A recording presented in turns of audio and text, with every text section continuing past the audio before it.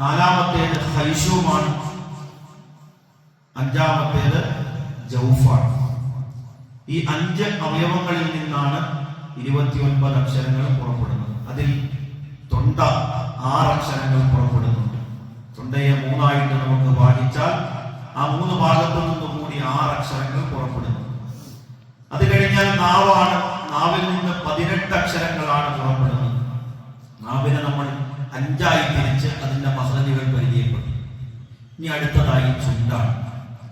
ചുണ്ടിൽ നിന്ന് 4 അക്ഷരങ്ങളാണ് പുറപ്പെടുന്നത്.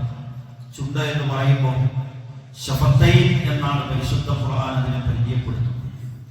അല്ലാഹു നൽകിയിരിക്കുന്ന ഏറ്റവും അനുഗ്രഹപൂർണമായ ഒരു അവയവമാണ് നമ്മുടെ ചുണ്ട് എന്നുള്ളത്. ഹബീബായ റസൂലുള്ളാഹി സ്വല്ലല്ലാഹു അലൈഹി വസല്ലമ തങ്ങൾ പറയുന്നുണ്ട്, മൻ അറഫ നഫ്സഹു ഫഖദ് അറഫ റബ്ബഹു.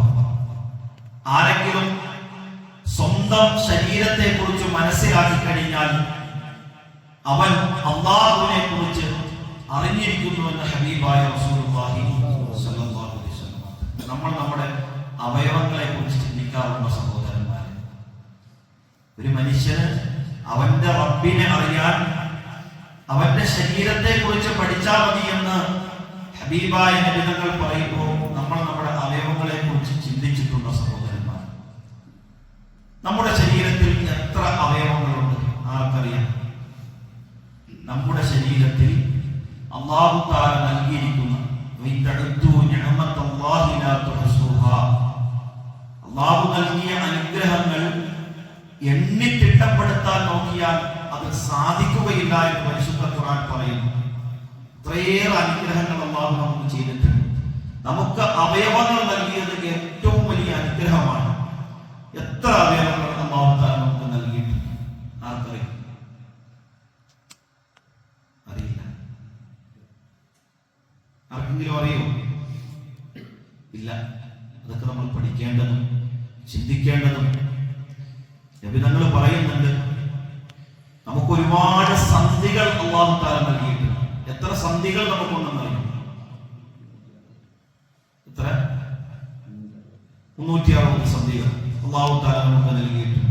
ആ ഓരോ സന്ധിയും നമ്മൾ രാവിലെ എഴുന്നേൽക്കുമ്പോൾ അല്ലാഹു അത് ശരിയായി നിലനിർത്തി നൽകിയത്. ഇപ്പോ ഈ കഴിഞ്ഞ സന്ധി രാവിലെ നമ്മൾ എഴുന്നേൽക്കുമ്പോൾ ഇത് ചലിച്ചില്ലെങ്കിൽ എന്താണ് നമ്മുടെ അവസ്ഥ?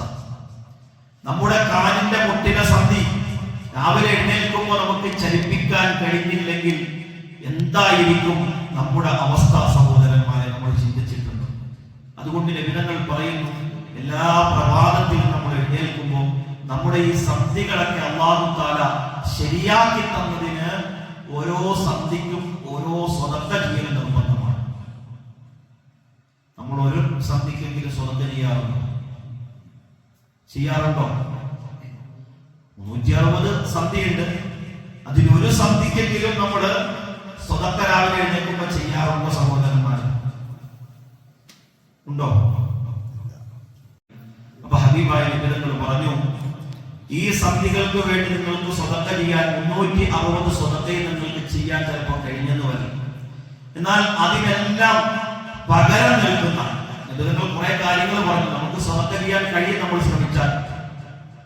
സ്വന്തം സഹോദരന്റെ മുഖത്ത് നോക്കി പുഞ്ചിരിക്കൽ സ്വതക്കയാണ് ഹബീബായ റസൂലുള്ളാഹി സ്വല്ലല്ലാഹു അലൈഹി വസല്ലം. ഈ സന്ധികളുടെ ഈ ഹദീസിൽ നബിതങ്ങൾ പറയുന്നതാണ്, സ്വന്തം സഹോദരനെ നോക്കി ഒന്ന് പുഞ്ചിരിക്കുന്നത് സ്വതക്കയാണ്. ഒരു 10 പേരെ കണ്ടു നമ്മളൊന്ന് പുഞ്ചിരിച്ചു, 10 സന്ധിക്കുള്ള ശുക്റായി ആ പുഞ്ചിരി. അപ്പൊ അങ്ങനെ ഒരുപാട് കാര്യങ്ങൾ. വഴിയിൽ നിന്നൊരു ഉപദ്രവം എടുത്തു മാറ്റൽ സ്വതക്കയാണ്. അങ്ങനെ നമുക്ക് സ്വതക്ക ചെയ്യാൻ കഴിയും. എന്നിട്ട് നിങ്ങൾ അവസാനം ഹദീസിൽ പറഞ്ഞു, ഈ 360 സന്ധിക്കുമുള്ള സ്വതക്കയ്ക്ക് പകരം നിൽക്കുന്ന ഒരു കാര്യം നിങ്ങൾക്ക് ഞാൻ പഠിപ്പിച്ചു തരാം.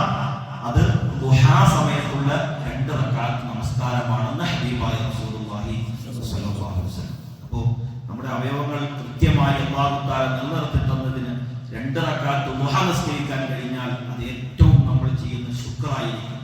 പരമാവധി കഴിയുന്നവർ നിർവഹിക്കുക. അപ്പോൾ അല്ലാഹു സുബ്ഹാനഹു വ തആല നമുക്ക് 78 പ്രധാനപ്പെട്ട അവയവങ്ങളാണ് നമ്മുടെ ശരീരത്തിൽ നൽകിയിരിക്കുന്നത് എന്ന് ശാസ്ത്രം കണ്ടെത്തിയിരിക്കുന്നതാണ്. ഈ വർഷം ഒരു അവയവം കൂടി കണ്ടെത്തിയെന്ന് പറയുന്നു. മെസൻഡസ് അങ്ങനെ എന്തോ ഒരു പേരാണ് അതിന് കൊടുത്തിരിക്കുന്നത്, കൃത്യമായി ഓർക്കുന്നില്ല. ഈ വർഷം പുതിയൊരു അവയവം കൂടി കണ്ടെത്തി. ശാസ്ത്രം ഇങ്ങനെ പഠിക്കുന്തോറും അള്ളാഹുവിന്റെ അനുഗ്രഹങ്ങളും ഇങ്ങനെ കണ്ടെത്തിക്കൊണ്ടിരിക്കും. ഏതായാലും 78 എന്നുള്ളത് ഇപ്പൊ 79 ആക്കി തിരുത്തിയിട്ടുണ്ട്. നെറ്റിലൊക്കെ നമ്മൾ സെർച്ച് ചെയ്താൽ. അപ്പൊ അള്ളാഹു താല ചെയ്തിരിക്കുന്ന അവയവങ്ങളിൽ ഏറ്റവും പ്രധാനപ്പെട്ട ഒരു അവയവമാണ് ചുണ്ട് എന്നുള്ളത്. ചുണ്ടിന്റെ പ്രാധാന്യത്തെ കുറിച്ച് ആരെങ്കിലും ചിന്തിച്ചിട്ടുണ്ടോ? ചുണ്ടിന്റെ പ്രാധാന്യത്തെ കുറിച്ച് ആരെങ്കിലും ചിന്തിച്ചിട്ടുണ്ട്? ചുണ്ട് എന്തിനാണ് നമുക്ക് അള്ളാഹു താല നൽകിയിരിക്കുന്നത്? ചുണ്ടിന്റെ ഒരു ഗുണം പറയാൻ പറ്റും?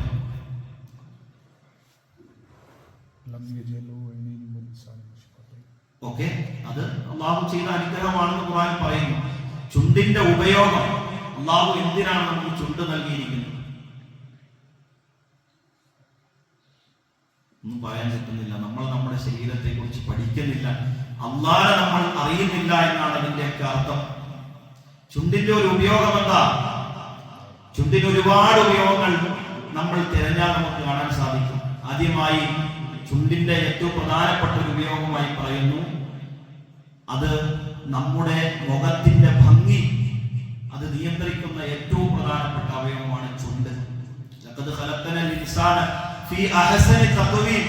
ഏറ്റവും നല്ല രൂപത്തിലാണ് മനുഷ്യരെ സൃഷ്ടിച്ചത് എന്ന് അല്ലാഹു തആല പറയുമ്പോൾ ആ നല്ല രൂപത്തെ കൃത്യമായി നിർവചിക്കുന്നതിൽ ചുണ്ടിന് പ്രധാനപ്പെട്ട ഒരു പങ്കുണ്ട്. നമ്മുടെ ചുണ്ട് അല്പം ഒന്ന് തുറന്നിരുന്നു, അല്ലെങ്കിൽ ചുണ്ടിന് എന്തെങ്കിലും ഒന്ന് സംഭവിച്ചു കഴിയുമ്പോൾ നമുക്കറിയാം ആ മുഖത്തിന്റെ ആ ഭംഗിയുടെ കുറവ് നമുക്ക് മനസ്സിലാക്കാൻ സാധിക്കും. രണ്ടാമത്തെ പ്രധാനപ്പെട്ട ചുണ്ടിന്റെ ഒരു ഉപയോഗം, നമ്മുടെ ഭക്ഷണങ്ങൾ കഴിക്കുമ്പോൾ അത് അകത്തേക്കോ പുറത്തേക്കോ പോകുന്നതിനെ തടഞ്ഞു നിർത്തുന്ന പ്രധാനപ്പെട്ട അവയവമാണ് ചുണ്ട് എന്നുള്ളത്. നമ്മൾ ചിന്തിച്ചിട്ടുണ്ട്, നമ്മൾ ഭക്ഷണം വായിലേക്ക് ഇടുന്നു, അത് ചവച്ച് കഴിക്കുമ്പോൾ പുറത്തേക്ക് പോകാതെ പിടിച്ചു നിർത്തുന്നതായ ചുണ്ടാണ്. അല്ലെങ്കിൽ പുറത്തുനിന്നൊരു സാധനം നമ്മൾ ഉറങ്ങുമ്പോൾ, അല്ലെങ്കിൽ നമ്മൾ ചുമ്മാ ഇരിക്കുമ്പോൾ പുറത്തുനിന്നൊരു സാധനം നമ്മുടെ വായിലേക്ക് കടക്കാതെ സംരക്ഷിക്കുന്നത് ആരാ? ചുണ്ടാണ് സഹോദരന്മാരെ. അതുപോലെ നമ്മൾ വ്യത്യസ്തമായി ശബ്ദങ്ങൾ എടുത്ത് സംസാരിക്കുന്നവരാണ്. അതിനെ സഹായിക്കുന്ന അവയവം അത് ചുണ്ടാണെന്ന് ശാസ്ത്രം പറയുന്നു.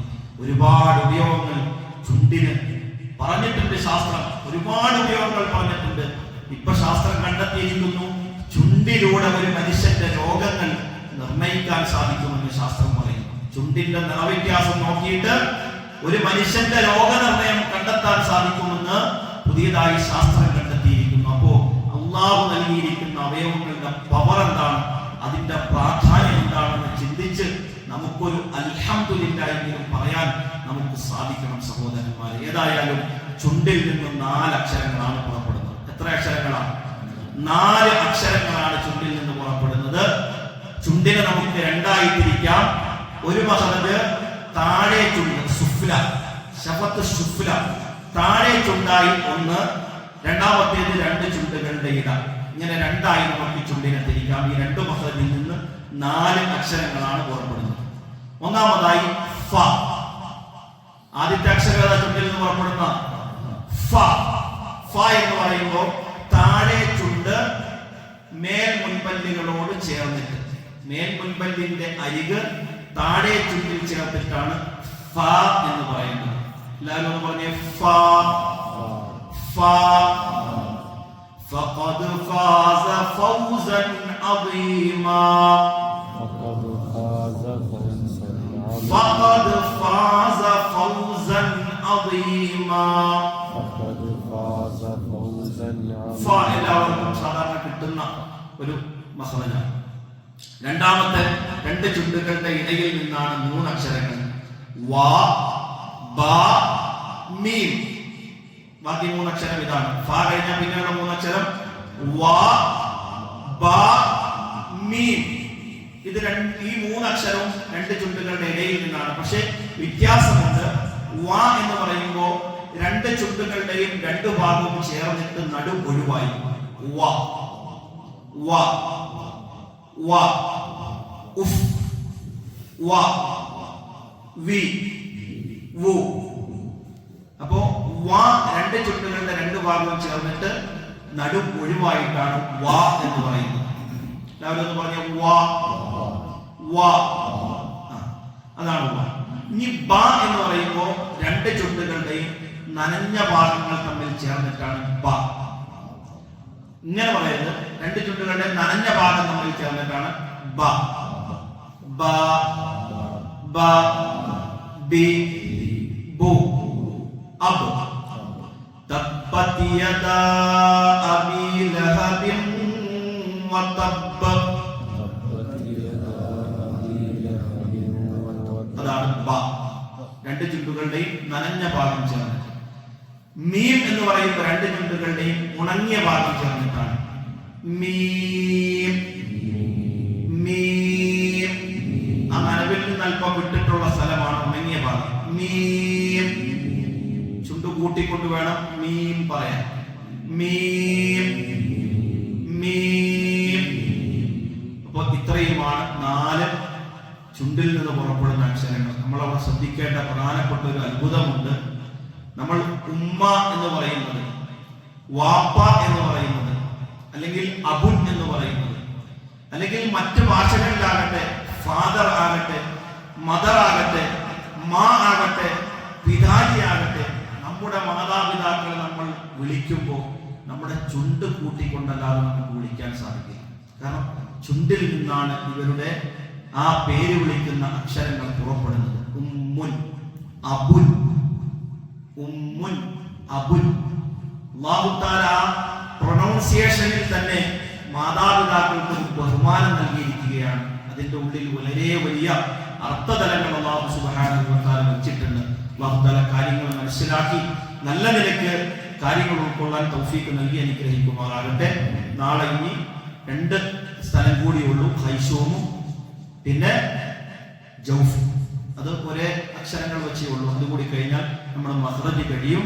ഇത് കഴിഞ്ഞാൽ പ്രധാനപ്പെട്ട നമ്മൾ അറിഞ്ഞിരിക്കേണ്ട നിയമങ്ങൾ കൂടി കഴിഞ്ഞാൽ നമുക്ക് നമ്മുടെ പരിശുദ്ധ ഖുർആനിലേക്ക് കയറാം. ഖുർആനിലേക്ക് കയറിയാൽ അതിന്റെ അർത്ഥതലങ്ങൾ നമുക്ക് പരിചയപ്പെടാം. അതിനോടൊപ്പം ഓതുന്നതിന്റെ നിയമങ്ങൾ നമുക്ക് പരിശീലിക്കാം. അല്ലാഹു സുബ്ഹാനഹു വ തആല നല്ല നിലയ്ക്ക് ഖുർആനിനെ പഠിക്കുന്നവരിൽ നമ്മെല്ലാം ഉൾപ്പെടുത്തുമാറാകട്ടെ. മഖ്റജ് എല്ലാവരും ശ്രദ്ധിക്കണം. ഇൻഷാ അല്ലാഹ് അത് തീർന്നു കഴിയുമ്പോൾ അതിന്റെ ഒരു പരിശോധന ഉണ്ടാകും. എന്ന് പറഞ്ഞാൽ വരാതൊന്നും ഇരിക്കേണ്ട. ആരെ സ്പെസിഫൈ ചെയ്ത് ചോദിക്കത്തില്ല, ചോദിക്കും, അറിയാവുന്നവർ പറയുക. ഇൻഷാ അല്ലാഹ്. സുബ്ഹാനല്ലാഹി വബിഹംദിഹി സുബ്ഹാനല്ലാഹി വബിഹംദിഹി അശ്ഹദു അല്ലാ ഇലാഹ ഇല്ല അൻത അസ്തഗ്ഫിറുക വ അത്തൂബു